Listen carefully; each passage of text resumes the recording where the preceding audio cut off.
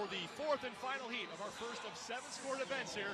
It is Jackie, and Maddie, this is an event that 3 movements, pretty simple: rowing, thrusters, and pull-ups. Pretty much an all-out sprint. Yeah, pretty much things you learn in your fundamentals class right when you start CrossFit. It's going to be a long row, though, 1,000-meter row, 50 thrusters, and this time they're comparing the boys and the girls, which is a neat thing that they're doing this year. So all the girls are using the same weight, and then they'll go into those 30 pull-ups. So what I've talked with a lot of the individual athletes, they said that they had to test it out and work out to make sure they found a pace where they didn't go so fast that they couldn't get right on the bar and finish their thrusters, but they couldn't go so slow that other people were passing. Erin Carter in lane 12 from Woodward CrossFit. She's 5'3", 135, 34-year-old out of Austin, Texas.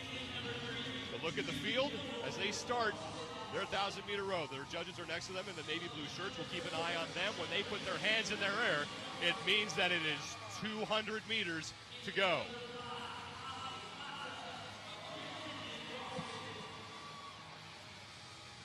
Lane 6 in the purple top, that is Jen Jones. She's the favorite coming in. She's actually in the Mid-Atlantic region last year, moved into the South Central Regional. She was 28th at the 2012 Reebok CrossFit Games. And she works as a nurse in her off time, so she's used to these high stressful situations. That is Erin Carter on the rower. You tested this workout as part of the team competition. I know you didn't do it, but you did test it. What was the pace that you found worked for you? For me, I like to stay right around a 2-minute pace on the rower, and I found that my teammate that ended up doing the workout, she was actually at around a 155. So you'll see some of the top girls probably in that 150 to 2-minute range, holding strong there. Now, one thing you want to look for on the rower, it's not necessarily the person who's moving fastest, it's the person who's moving the most efficient. Yep, just like I said, there's a 158 right there. And that, of course, that 158, that is your 500-meter pace. Exactly, and she has a strong pull. You can see her strokes per minute there, about 24. Some of the shorter girls you'll see pulling faster strokes per minute just to get that same split time. That's Holly Mata out of Get Lifted CrossFit in lane 5, 5'4", 150 pounds from El Paso, Texas.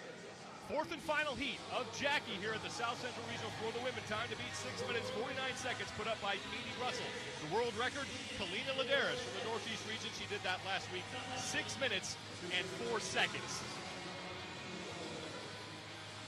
Once again, we'll keep an eye on the judges in the navy blue shirts next to the athletes. When their hands go up in the air, it means their athlete has just 200 meters to go in the 1,000-meter opening row. They will then move on to the unloaded barbell that weighs 45 pounds, complete 50 thrusters, and then finally to the pull-up bar for 30 pull-ups, and then the workout ends.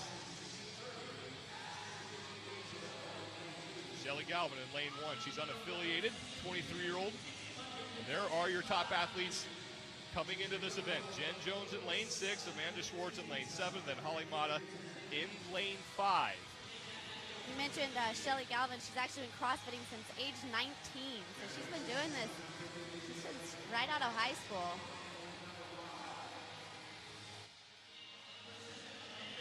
Pretty steady pace for all these ladies on the opening row.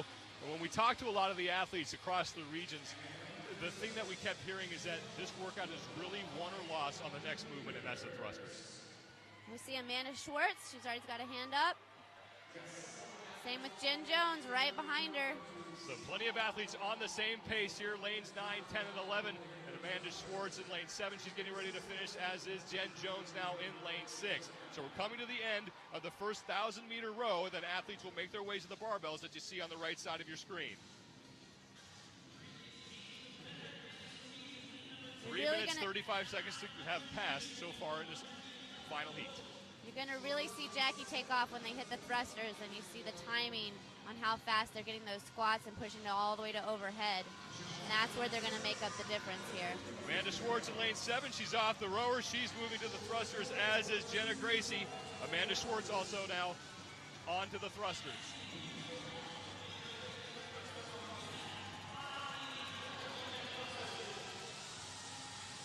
All the women now onto the thrusters. And this is the movement here you talked about, Maddie. Speed is essential, but there are also some standards that they need to make sure they're meeting on this movement. Exactly. Their butt must be below the crease in their knees, and they have to come to full extension. Now that means hips open and arms straight overhead. So the judges are watching for a lot of things here in this one little movement.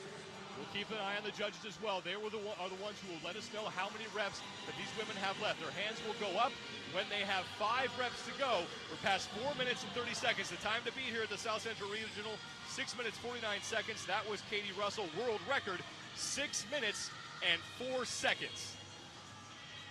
50 of these barbell thrusters must be completed, and I'm guessing not many of these women are going to put this bar down. I hope not. I mean, this is such a quick workout that you really don't have time to stop and rest on this one. You'll see some of them rest actually overhead, which they talked about doing during the open, and the Fran ladder is resting overhead, and not many people can do that. But right here, your top women, they can do that. All the women on the thrusters. Keep an eye on the middle lanes where Jen Jones is in lane 6, Amanda Schwartz in lane 7, and Holly Mata in lane 5. They are your top athletes coming into this event. Jen Jones, the favorite to take the whole region. And in lane 7, it's Amanda Schwartz. She's actually from Australia originally, came to the United States on a soccer scholarship. Amanda Schwartz finishing up, and she's done. She's onto the bar for her pull-ups. Amanda Schwartz gets through the thrusters first. Onto the pull-ups now. She is at the 5-minute and 40-second mark. She will complete 30 pull-ups. Let's see what kind of technique she goes here. She's sort of winces with some pain here to be able to. Wonder if she's going to be able to do these unbroken. Looks like she's struggling here, Maddie. Does. Jen Jones, Holly Mata, right behind her. Oh, she's got to pick up speed because Jen is not slowing down. Amanda Schwartz is off the bar. That's opening the door for Jen Jones in lane 6 in the purple top to make up some ground. In lane 5, it's Holly Mata. She's also chasing the lead as well. Same thing. Judge's hand goes up. 5 reps to go. 30 pull-ups needed completed. And Jen Jones in lane 6 is looking like she might be going unbroken. She won't be setting a world record, but she does have the time to beat.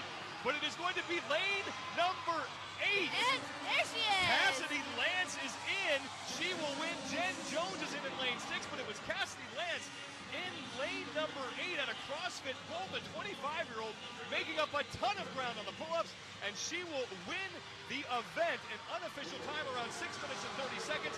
Now in lane 2, that's Nikki Isbell finishing up. More and more competitors finishing up the pull-ups, and this is what we expected in this final heat. Women finishing at the same time. There's not going to be a lot of separation between your top and your bottom athletes. Exactly. Believe me, you can see each other out of your peripheral vision. You know exactly where those other girls are. Some athletes still completing their pull-ups, but the winner is Cassidy Lance in lane 8 on CrossFit Bold. She will take Jackie and finish first in the opener. Did not beat the world record of 6:04, but she did beat the time to beat today, so she will be your event winner. Cassidy Lance is coming in with a gymnastics background. She was actually a gymnast at Washington. So pull-ups are probably very in her wheelhouse. It's lane 11, Cindy Pierce, now going with a more conventional kip on the pull-ups. Right, she's just taking the shoulders through and up. You'll see in the butterfly kips what most of our leading girls were doing was more circular and faster. So Pierce is in. Now it's Erin Carter in lane 12 and Judy McElroy in lane 3, the only 2 athletes left on the pull-ups. And they are having to break these up into singles and maybe doubles if they're lucky. But is this an indication of maybe going out too fast on the row on the thrusters?